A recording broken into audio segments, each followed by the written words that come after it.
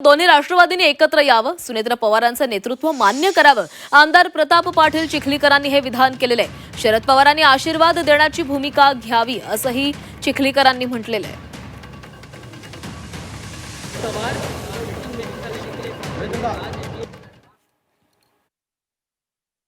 विलिनीकरणाची चर्चा मोठ्या प्रमाणावर सुरू आहे. दादांच्या जाण्याच्या नंतर विलिनीकरणाची चर्चा पूर्णपणे बंद झालेली होती, पण आता नव्याने चर्चा सुरू झालेली आहे.